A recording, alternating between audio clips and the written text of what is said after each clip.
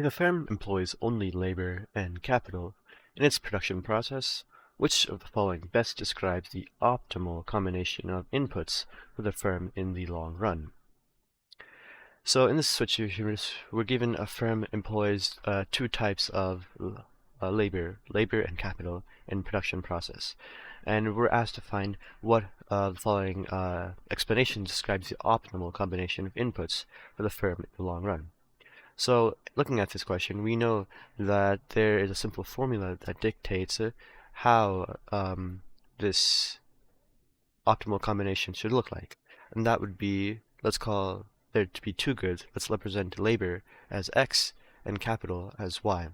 So the marginal product of labor, marginal product of X, over the price of X should equal the marginal product of Y over the price of Y.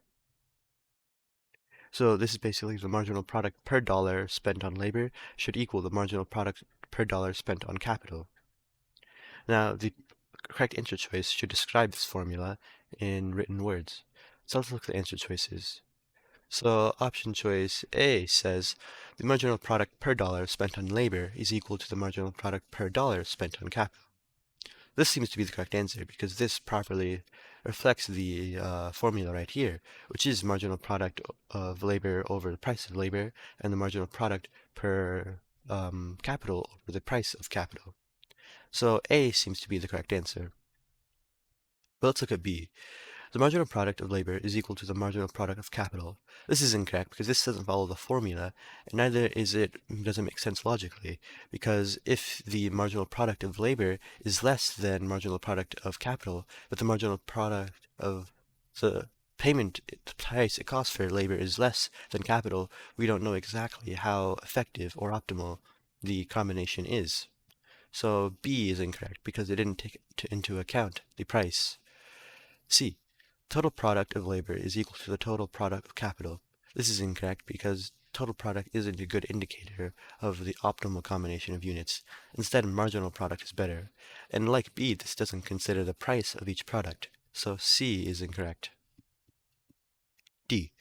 Marginal product of labor and capital are both 0.